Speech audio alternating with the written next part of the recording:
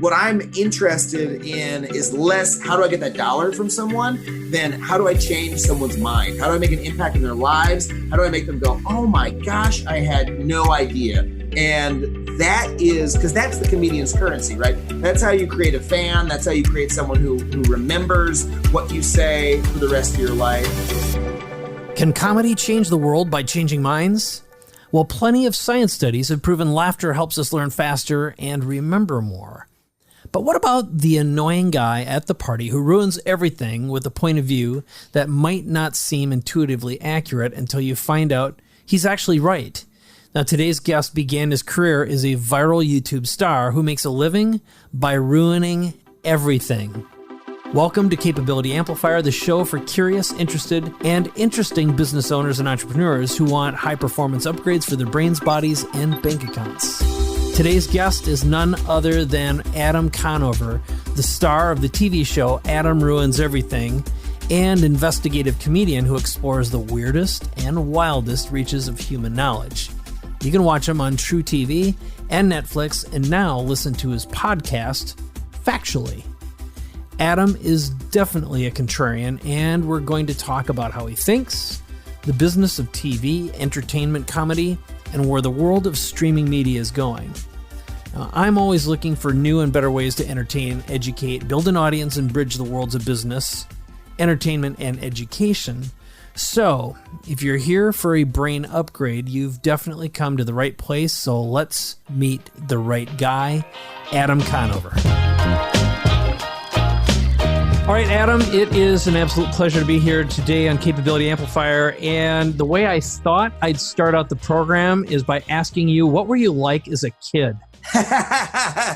Well, you know what I say about our show, Adam Ruins Everything, is that it's very much based on me, a younger version of me, you know? So I wasn't sure why, but I had the perception that I annoyed a lot of people. I was very outgoing, but in ways that sort of often disrupted, the flow of a class or, people hanging out or whatever. So I often felt very sort of unable to interact with people socially. And so the thing on the show where I've got, a piece of information that I'm surprising someone with and bothering them, and they're like, oh my God, why do you have to tell me this? That was sort of the reaction I got from people my whole life.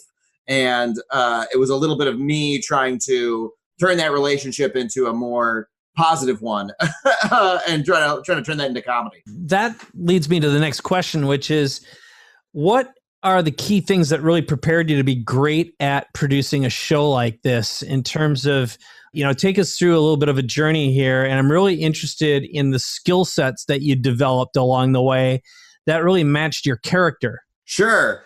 Well, it's an interesting question. The creative skill sets I developed in my years of doing comedy in New York for very little or no pay for, 10 or 15 years. So, out of college, in college, I was lucky enough to be in a sketch comedy group with a bunch of my college friends. In the very early days of the internet, we're talking pre-YouTube time, we were putting videos up and they went viral and stuff like that. And we really did every job on, to make these videos. We wrote, we acted, we directed, I did a lot of the post-production. I did the video editing. I designed our website. I did the visual effects. I learned how to compress video, stuff like that. And, we didn't always do those things well. Like our directing was like, in retrospect, that's very unprofessional, for instance. And our writer's process was very creative, but very unprofessional in a lot of ways. We would speak to each other in ways that I would never speak to anyone in a writer's room now. Just, 19-year-olds being cruel to each other. But, it was also very fertile creatively. So we did that. And that really gave me a grounding in all of those creative skills, both the technical ones, but then also just the repetition of writing work, putting it up on its feet and showing it to an audience. Then when that group eventually broke up, we did it for like 6 or 7 years. It's about as long as you can do a group like that.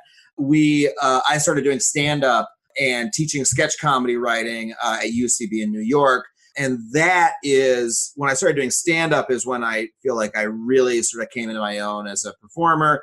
And the great thing about stand-up is all you got to do is to do it. So I always tell people, if you want to get started doing stand-up, just start going to open mics. Almost every city has an open mic or two, but if you're in New York, Chicago, LA, Probably Atlanta, I think, is pretty good. Denver, I heard, has a good comedy scene. Places like that. In New York, you can go to 3 open mics a night, and it's one of those situations where people say, "Oh, well, what do I do? How do I write material? What do I do on stage?" And it's one of those things where no matter how much you prepare, as soon as you start going up, everything that you thought you knew about it falls away, because the experience of doing it leads everything so much. You start grappling with what it's like to be on stage, and just what it's like to get an audience's attention, and what it's like to try to make them give a shit about what you're saying, etc. So that's just like the gym. That was me in the gym every single night, doing it for free. I started doing that. I just actually have an alert coming up on my calendar, because I'm about to hit the 10-year anniversary of when I started doing that properly. And are you still doing comedy right now? Oh, yeah. I mean, I don't do straight stand-up as much as I would like to. I tour a live show around the country. I just wrote a new hour called Mind Parasites Live. That's sort of a synthesis of what I do on Adam Ruins Everything and stand-up comedy. So it's information, it's cultural commentary. I have slides, I've got research, but it's also stand-up comedy. And so that's like a whole show I wrote all at once. And so that's what I'm doing in live comedy. And I still do try to go up, just in bars or clubs and just do sets, because that is really the sort of basic practice of comedy as I learned to do it. But at the same time, the sort of show I tour is very different than whatever anybody else is doing. So I very much created my own lane in terms of stand-up. I often compare it to everyone else in stand-up is trying to run the 100-meter dash, in the Olympics. And guess what? If Usain Bolt is running that race, you could be very fast, but you might never beat him, And Usain Bolt is like Brian Regan or someone else who's like insanely funny, a pure stand-up who I'm never going to beat. But once I started combining comedy information, I created my own lane where no one's competing with me, I mean, on television, John Oliver does stuff that's similar. And there's other hosts like that. But in live stand-up, no one's doing it. And so, yeah, that was, I forgot, I sort of got off on a different train of thought there. No, I asked you about comedy, and I think that's really, when you look at who's getting the most attention right now in the media, in social, and the direction, you look at the volume of comedy that Netflix is producing, for example, it's phenomenal. And TV, late night, the power of TV, I would argue is basically replacing news, and fake news gets more respect and attention than real news. Yeah. Especially when you start looking at the numbers. You look at what Seth Meyers is pulling off, for example. Yes. And you mentioned John Oliver as well, and what Jon Stewart did, Bill Maher. I mean, the list goes on. So I'm curious. And the B as well, yeah. Yes, absolutely. Yeah. And we need more women out there. So I'm curious, as you are developing your style, and as you are moving forward right now, who do you model or most respect, and why? Well, Jon Stewart was I describe him as my Johnny Carson figure. Johnny Carson was what he was, to Letterman and people like that. And Jon Stewart is who I grew up watching. And when I saw him do what he did, he really redefined for me what it was possible for comedy to do in the public square. That comedy could have a true impact on the cultural conversation and on the political life of the country. And also, that show was so funny. If you go back and watch what he was doing at his peak, and also what Colbert was doing at his peak, it is still the height for that format. And it's because of the incredible work that he put into it. And people ask, by the way, why did Jon Stewart leave? I don't know him. I've never met him. But based on my understanding of how he worked on that show, there's really great oral history of it, if you're curious. He put so much sweat into that show, he burned out. And so he left because he'd been doing it for 15 years, and he rewrote every show himself, and, spent so much time in that office that, he reached the maximum of what he could do. So in any case, that sort of impact for me was the top of the mountaintop for what a comic could do. For who I respect the most, I mean, I have a lot of respect for what John Oliver does. He clearly takes his job very, very seriously. And, he will say, he said before, I'm not doing journalism, I'm a comedian. And that's a true thing to say, except that there have been times that they have really approached journalism, what they're doing. And they base their work on what actual journalists do, right? He, like me, would be out of a job if not for journalists, because we use what journalism's produce as the raw material for us to do comedy about. We need the journalists to go exhume the facts and bring them up for us. But there have been a couple cases where Oliver went out and did some research, where his team did some research themselves, where I would say, they were kissing the edge of journalism there. So I very much respect and admire what he's been doing.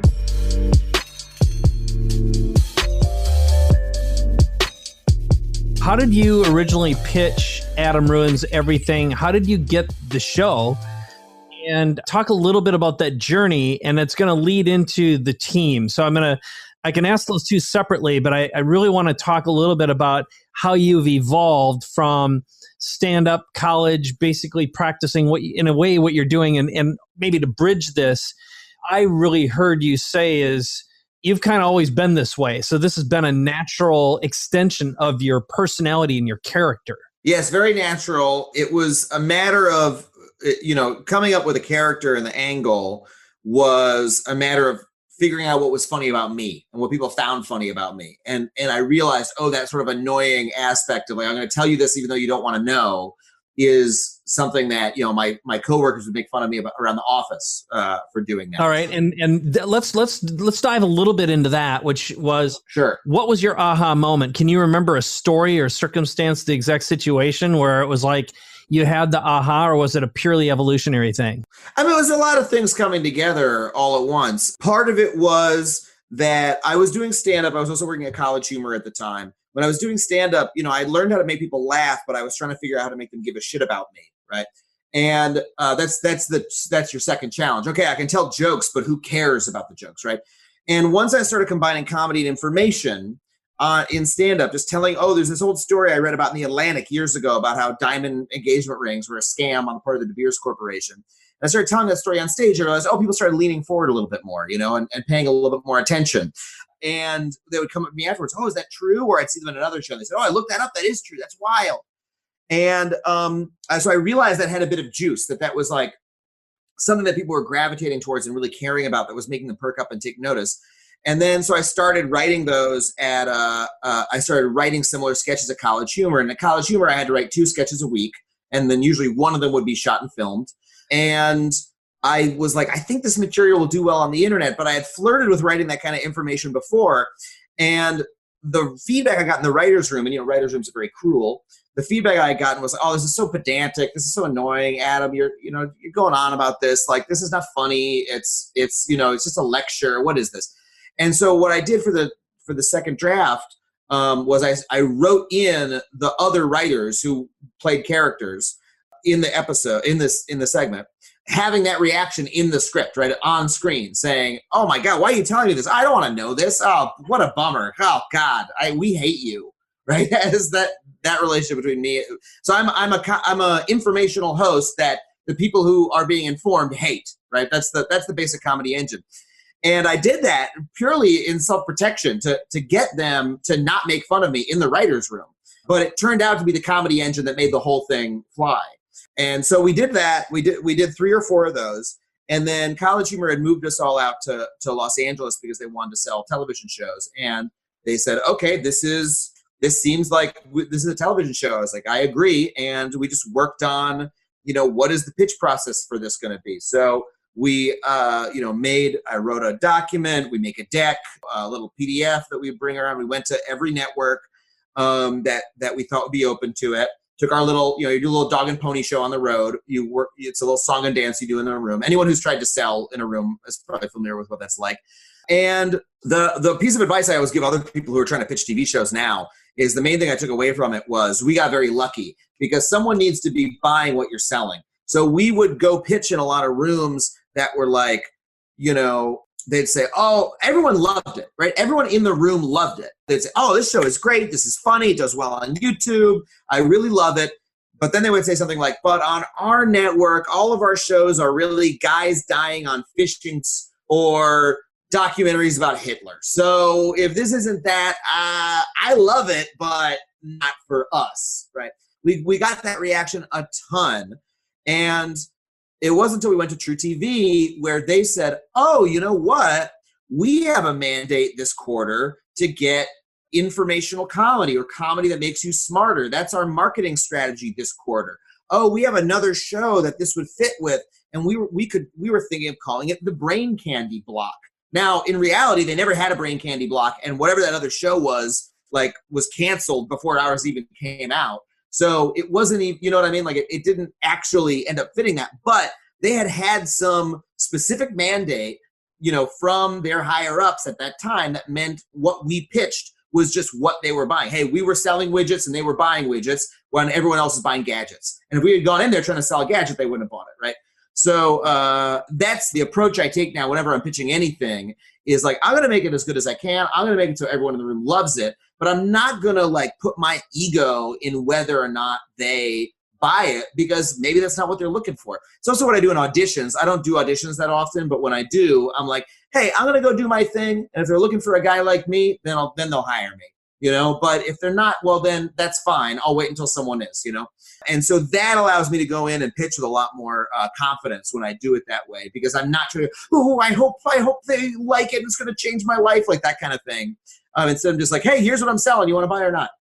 So then it was, and that led to us selling the pilot, and then we made the series. And if you think back a little bit, just for the listener, how many total series or how many seasons have you had so far? It's complicated. They spread our seasons along multiple years, which was a bit of a cost-cutting measure because they don't have to do season bumps as often. So we've been doing the show for 4 years, technically 3 seasons. We've produced 64 episodes. Okay, and out of the 64, if you're going to look back and think about an episode that you love, it was great to make, and it got a lot of accolades, and it's gotten you a lot of attention. What's one of them that really stands out, and can you tell us the story about that? And I'm going to ask that question for a very specific reason in a moment, but I want to establish this first. Okay, well, we did a segment. One that I really love was we did an episode on the suburbs, the history of the suburbs. And we did a segment on redlining and on the history of the suburbs and segregation in the suburbs that explains why, when you live, like I did growing up in the suburbs, hey, why, it's only white people in my neighborhood. Why is that? Not really sure why. Just don't have to be a lot of black people around here. Well, the reason for that is that, post-World War II, there was a specific policy by the federal government that led to home loans being denied for African Americans in the growing suburbs, right? And that specifically is called redlining because they specifically sectioned off the areas. In places like Levittown, it was completely explicit. Levittown simply did not sell to black folks. And that policy is not, it's not as explicit today, but there's still housing discrimination that affects our cities today. But even if there weren't, the racism of the past affects the structure of our lives today in ways that we don't often appreciate. We just say, oh yeah, I guess that's, white folks like to live over here and black folks like to live over there. Nope, it was a specific policy. And on that segment, we had Nicole Hannah-Jones, who is a incredible journalist and writer with the New York Times, who is the really foremost person writing about segregation in the U.S. today. And she was kind enough to appear on it and walk through it with us. The segment was not only a hit for us, we've been told that it's, professors and teachers showed in their classrooms. It's really gone very, very wide. And, it's one of the ones that we're certainly most proud of. One thing that stuck in my mind is the writer Ta-Nehisi Coates, who's a wonderful writer on the subject of race in America, tweeted the video and said, I can't believe something like this was shown on TV. A couple of years ago, I wouldn't have thought this was possible, that we'd see a segment on redlining on cable television. So that made me very proud of the segment.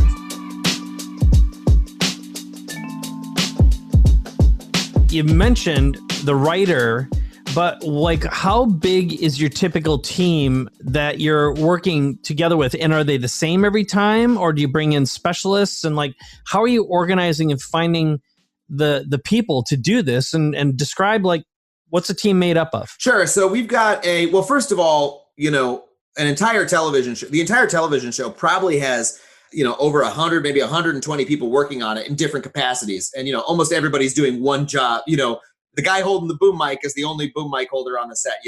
So it's accountants and PAs and the line producer and it's an incredible group effort. The team that I directly supervise is the creative team.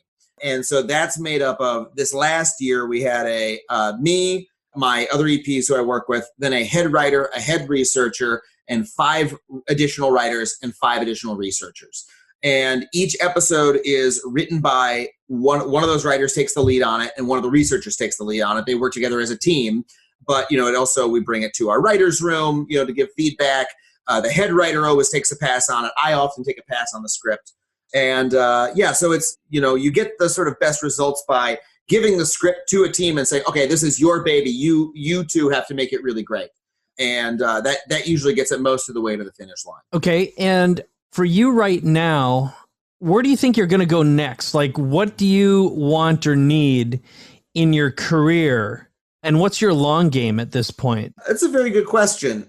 I don't believe in getting too specific about my individual goals, because it's very much a matter of what opportunities are in front of you, in my experience. So, I would never say, I want to show on HBO, or something like that, right? Like, if I was on HBO, I'd probably be paid more and more people might see the show, right? That's a, higher tier network, but I'm not going to go and, say that's my goal and I must do that, because I think your efforts end up being too narrow when you do that. So my goal really more broadly is to grow what I'm doing in any way that I can. And, I want to keep standing for the values that I stand for. I want to keep having the voice that I have. I want to expand that voice. I want more people to see it, right? And, simultaneously, the sort of like lower level drives are, I would like more praise from people, you know what I mean? There's like, as a comedian, you're like, I want laughs. I want audiences to like what I'm doing. That's a big part of sort of the gut level drive. I'm not particularly money motivated, but I would like to continue to make a living. So mostly it's about expanding, what I'm doing creatively. And I try to do that using whatever options are in front of me. So I want to continue doing Adam Ruins Everything as long as they'll have me do it. But I also am constantly thinking about, well, what are other formats that I might flourish in? We recently, me and the guys I produced the show with, our production company was recently talking to another production company that raised the idea of doing a documentary film. I was like, well, I haven't considered it, but now that you mention it, what would that look like? Okay, let me try to put that together, So that's an interesting thing to think about. And that's not something that I set as a goal for myself. That's something where it's like looking for that opportunity, right? And I just launched a new podcast called Factually, which is a investigative comedy interview podcast where I sort of reveal some incredible facts, and then I talk to some incredible experts. We got, in our first month, we had 2 Pulitzer Prize winners on the show. And so I'm really excited about that podcast, and I'm, excited to grow that as big as I can. Yeah, I know it's not too specific of an answer for you, but yeah, I'm always looking for new creative challenges and new ways I can expand what I'm doing. Great. Well, I think you answered the question, but I'm going to ask it a little bit more specifically, which are, please. So the documentary popped up. You've created the podcast, which is awesome. Yeah. But what other opportunities have shown up for you as a result of doing the TV show? And you think about either groups that you get brought into, connections you've made, or the notion of books or movies or other talent opportunities that pop up. What's been a hell yes versus a hell no for you? Well, it's, I think it's the ultimate irony that more opportunities come your way, the more successful that you get. I realized it was happening as soon as the show was sold and people started watching it. And I was like, what a perverse thing this is. Because when I was doing open mics, I would have killed to go on podcasts, right? And to get my name out there, right? To do a podcast like this one, or to be booked on shows, And now I get, this is the second podcast I've done today, right? People ask me all the time to do them. It's like, it's weird. It's sort of like when you're at the bottom of the pit, no one's helping you. It's only when you get towards the top that people start throwing you down a rope, right? Like, well, hold on a second. I could have used that down here, right? It's bizarre. And what it is the rich get richer, right? I really have fundamentally felt, and I don't know who couldn't, who's in a position of privilege like I am. I've really fundamentally felt, oh yeah, the rich get richer, right? Simply put. It's like a law of nature. Yeah. So it makes me think a lot about what my responsibility is to, folks who are further down the hole where I was, or even, further down, who didn't have the advantages I had, and how I can, offer them help as well, and how I can sort of try to help change the structure of American society. So that's not quite so necessary. That's part of what my show is about.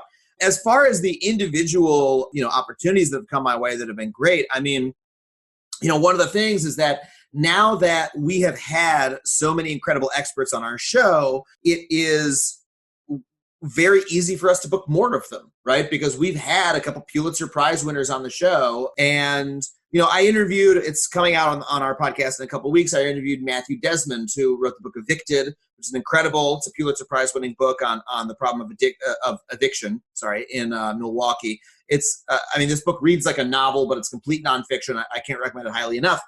And I had never talked to him before. Often the people we have on our podcast are people who experts we've already had on the television show, so it's an easy ask. Hey, you did the TV show. You want to come on the podcast too? But this guy, I was like, we've never talked to him before. It's a cold call. He's a busy academic. He probably has better shit to do than come on my show. Because of our reputation with, other folks, it was an easier yes for him, right? And he was, oh yeah, I'm actually aware of what you do. And he knew that we do a good job of getting people's word out there, who to a new audience that might not otherwise hear it. And, one of the advantages of that for me is that I play a know-it-all on TV, but in real life, I'm just like a really curious comedian, who likes learning things. And so to me, it's like these people to me are like the ultimate celebrities to meet, researchers, scientists, journalists, people who are actually finding out the information and getting to speak with them. So it's really been a way to also increase my knowledge, my understanding in a really awesome way.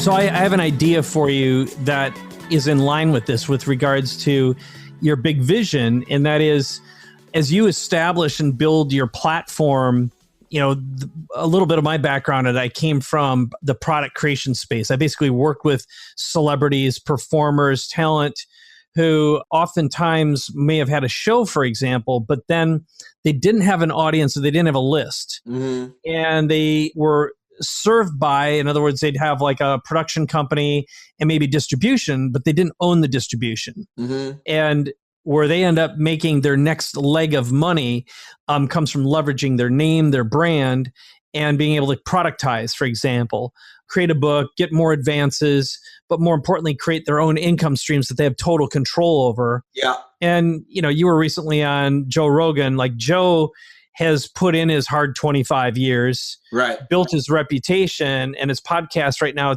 technically, it has unbelievable reach, more than most TV shows do. And he's got a variety of ways he can earn and make money. Yes. So for you, for example, as you develop your reputation in your platform, you could effectively productize your knowledge and not only share that, but profit from it too, and be rewarded in the sense of creating courses or programs that would help people do what you've done, because you've been in this interesting position of, again, putting in your time as a comedian, crafting your ability to story tell, figuring out how to align your character with your message, and get rewarded for your natural curiosity, your comedic style, and the annoying part of you that is uniquely you. Yeah. I hope I have permission to say that. So, of course. I'm just curious what your reaction or response to this statement is. Have you thought down that pathway, and has anything like that been thrown at you? Well, I have made a concerted effort to build parts of my business that I control more fully, right? Because television is a wonderful industry. I'm in fact very happy to be on linear television. Streaming is great, and our show's on Netflix now, but linear television knows how to pay its performers a little bit better, and they know how to, do PR a little bit better. And it's a reliable way to get seen. But at the end of the day, you don't control whether or not you're doing it next year. And so I've been making a concerted effort to own my own home more. And, part of that for me is live touring. Once you've built a live business, no one can tell you that you can't do it. And doing a podcast as well is definitely a part of that. And that's been like a priority for me as I sort of figure out what the business relationships are with the places that I'm doing it with. I'm not trying to rent myself out anymore. I'm trying to build something that I own. At the end of the day, as far as like productizing goes, it's interesting because, like I said, I'm just simply not that money motivated, right? I'm happy with I'm frankly happy with I'm the lowest paid TV host in television, and I'm pretty happy.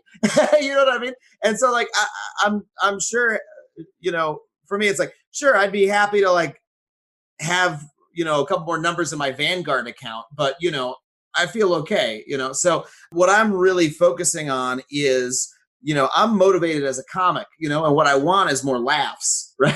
I want more audience response, and I want more cultural capital, if that makes sense. I want more people to listen to what I have to say and to care about what I have to say. And I want, more respect, and those are the things that motivate me more deeply.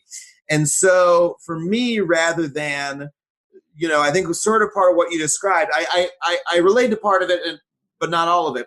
And part of what you described sort of sounded like almost like I'm franchising, like, oh, I can like teach you to do the same thing, which is an interesting angle. But, I'm productize isn't quite how I'd put it, because what I'm interested in is less how do I get that dollar from someone, and how do I change someone's mind? How do I make an impact in their lives? How do I make them go, oh my gosh, I had no idea? And that is because that's the comedian's currency, right? That's how you create a fan. That's how you create someone who remembers what you say for the rest of your life. Think about all the people, like someone who's done this very effectively, who I don't always agree with. But think about Malcolm Gladwell, right? And think about how many people say, oh, I read this great Malcolm Gladwell piece on that, and they remember his name and what he talked about in whatever that piece was for their entire life. I still was thinking yesterday about a piece about ketchup he wrote for the New Yorker that I read 15 years ago. And so that's sort of the way that I'm looking to grow. It's just a little bit more of a cultural effect that I'm looking to have rather than a business impact, if that makes sense. Yeah, no, it totally does. And I think one of the things that really came out of this, it revealed your value system, which I'm sure you've seen the company masterclass.com. Yeah. And they've got like tons and tons of people teaching acting and directing and writing. Malcolm Gladwell is one of them. Yeah. And just for the record, he's almost impossible to follow. He's so all over the place. So for a guy who's such an unbelievable, concise writer, it was really hard to get through his material. And, again, as a comedian, you have a huge advantage in terms of being able to deliver content yes, at a rate that people can actually store it and bring it in, which is very valuable from a delivery perspective. But I think I get what you're getting at. Like, I have thought about that. I've developed through comedy like a set of skills for effective communication, and I have thought about like, oh, that is something that I could share with other people. Like, is there a speaking opportunity where it's like, oh, here's how to communicate more effectively, et cetera. And that's not something that disinterests me, right? It hasn't been my focus the last couple of years. But I'm sorry, go on with your question. No, it's fine. And I think maybe to clarify the original statement, which is, again, an interesting value thing that you have, where you've said a few times, it's not about the money for me. One of the things that you said is it'd be nice if some people who are lower down the rung, I could give them the rope that I didn't have as they fought. And then, so there's two different styles of teaching, which are people just like you, on the up and come, versus, right now you've got a consumer audience you're speaking to.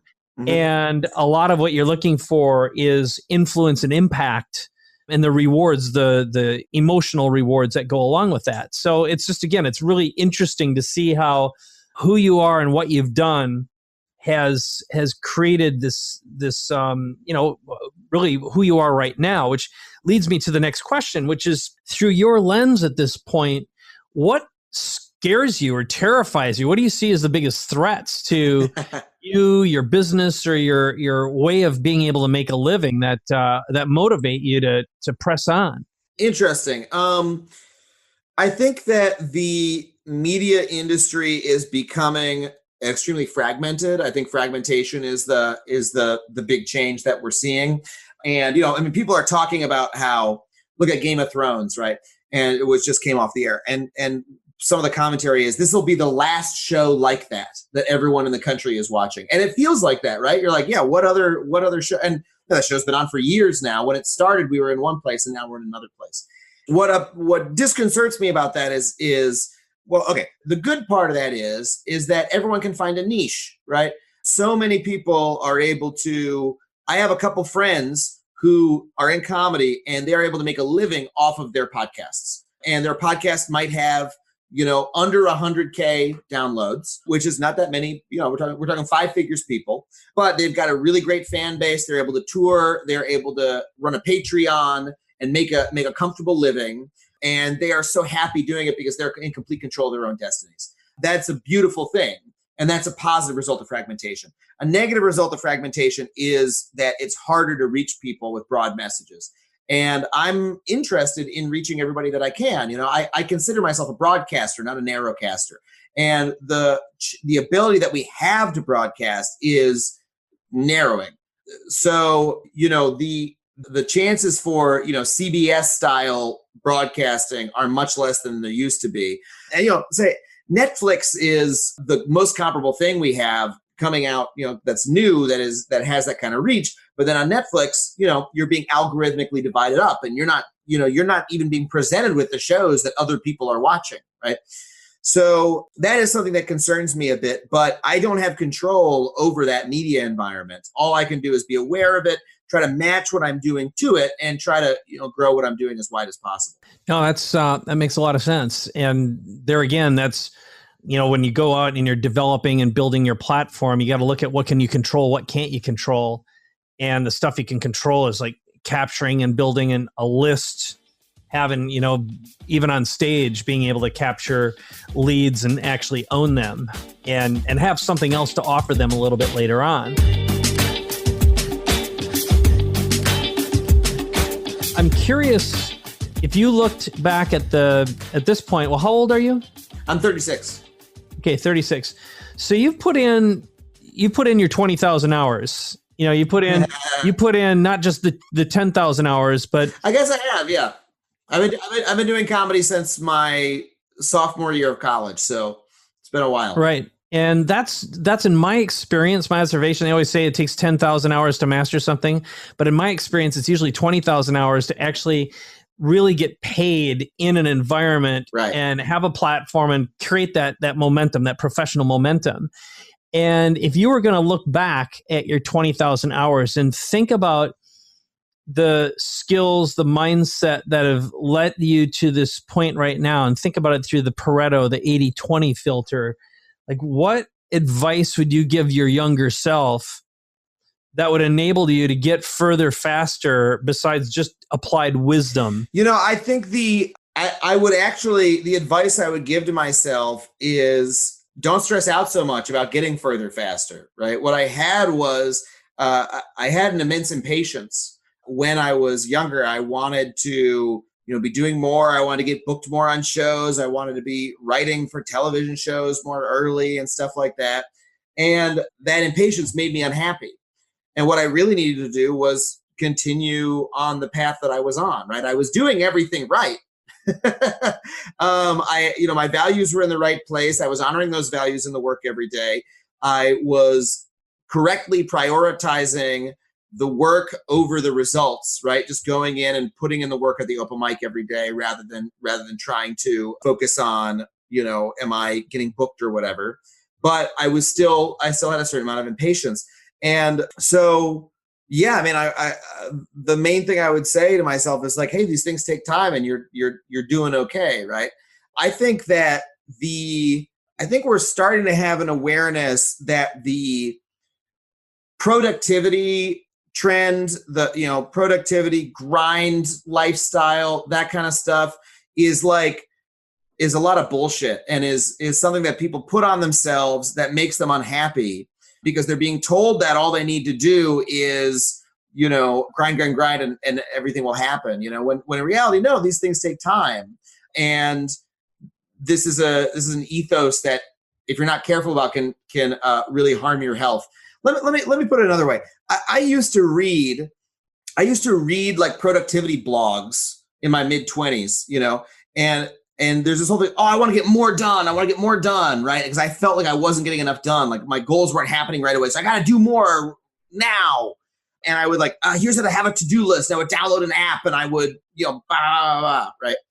And it's only now, like 10 years later, that I actually have a use for the to-do list app. You know why I wasn't really using the to-do list app before? I would get the app and I would make all the shit happen. Then I would stop using it after a week, right? The reason was that I didn't have enough things I needed to do, right? And what I realized is now I have to have a to-do list app because I have so much stuff I have to do. I need to sort it and organize it, right? So I realized productivity is not a thing that you do because, you've got the grit or whatever.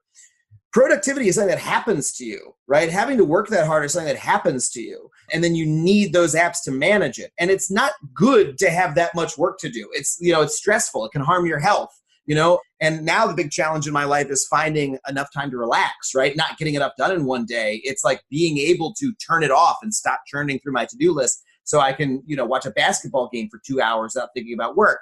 So what my advice to myself would be don't worry about all that stuff. What you're just, don't worry about, I'm not getting enough done or I'm not meeting my goals or da-da-da-da. Just do the work, right? Just do the work that is making you, I liked going to open mics, right? And I knew that going to open mics every single day would pay off after years, right? And that was the work. I had all this other negative energy of I need to be doing more. I need to get farther, further, right? But all that was just upsetting me. Didn't matter. All I needed to worry about was going and doing the work, the basic work every day. So yeah, that would be my advice to myself. If it's applicable to other people listening, well, then they can take it too if they like. No, I that was great. So if you could wave a wand and had 3 wishes, what would they be at this point in your career? I don't have any wishes for myself because I've achieved everything I've ever wanted to. All I wanted was to, there was a point at which I was doing comedy. I couldn't even articulate the fact that I wanted my own television show because I knew it was so unlikely. I didn't really conceive of it. I went from being a sketch writer, a College Humor on the web, right, to show running my own show. And right before I show ran my own show, I applied to get, to be a writer on Seth Meyers and on John Oliver's show. Had I gotten those jobs, I wouldn't have my own show today, right? But I would also have told you I've achieved every goal that I had because at the time that my only goal was to write for television. And so at this point, for 4 years, I've been making a television show where I get to say exactly what I want with a wonderful crew of people working underneath me, and people like the show and they come see me live because of it, right? That's all I ever dreamed of. And so if I can do a little bit better than that, great. But I'm not shooting for anything more. So, I'm afraid that all my wishes would have to be about, I'm very concerned with, we've got a big homelessness problem in LA. Maybe I'd use a wish on that. I don't know. I don't want to get into all of the other shit I do with wishes because that's not what your podcast is about. But no, it's actually, I was dead serious. It doesn't matter if it's business or personal. I'm more interested in you, the human being, than the character. Yeah. And that to me is the differentiator here. Yeah. Well, yeah. I mean, that's I'd probably try to use them to I don't know, expand voting rights and things like that. I don't know. So one of the strange things that happens is I realized in the course of my career is, in my 20s, I was very, very focused on myself and on my own career. That was the main focus of all my efforts. As I was self-centered in that way, as most people are, right? And not incorrectly. Of course, you got to worry about yourself first. But now I'm again, I've achieved everything I want to, and I still work on myself, and I'm okay, what's next for me? But I'm not worried about myself anymore. And now my worries are about everybody else and the world at large, right? And climate change and things like that. And one of the and that feels worse because the thing is, no matter how bad your life is, you can say, well, I'm going to get up tomorrow and go for a jog, and that'll make me feel better. That's a step I could take to improve it. It's a lot harder to do that with the world's problems, because they're so diffuse. So it's an interesting dynamic where once your sphere of worry goes from being yourself to everybody else, you have a lot less concrete steps you can take. Does that make sense? It did. And again, here's, I'm a fixer. So as I'm listening to you, I'm like, if you waved your magic wand, the beautiful thing is you can wave your magic pen and you can actually impact and make these problems go away. So if it's LA's homeless, there's a freaking amazing story there that could be done in a way that's entertaining and engaging at the same time. Oh, yeah. Right? And the same with climate change or expanding voters' rights. I mean, if those were your three wishes, they're the wishes that you can truly affect right now. Well, and those are topics that we've done on our show. But the frustrating thing is, well, I do them on the show and then I say, well, that's going to change the problem, right? But then the next year they're still, disenfranchised in, Florida, and, climate changes. I can't get us back into the Paris Agreement. So the impact I have, while I know we're having one, is a lot more diffuse than that. But yeah, I mean, those are the things that I spend my time on, apart from my own career. Is I'm involved with a group in Los Angeles that is trying to make the tiniest dent in the crisis here.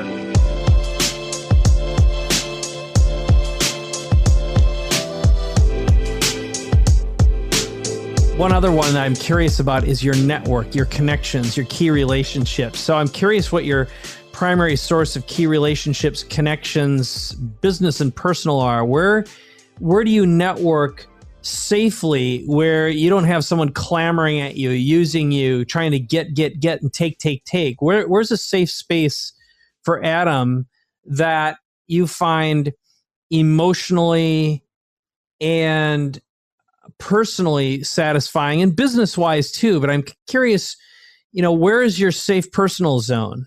Well, as far as networking goes, I always felt that I would never do anything that I would conceive of as networking, right? Because networking, as far as people, like, in comedy, occasionally I'd meet somebody at like a comedy club or a bar show or whatever, and I'd say, "Oh, nice to meet you." And they'd say something like, "Oh yeah, I heard this is a good place to come to network with other comics."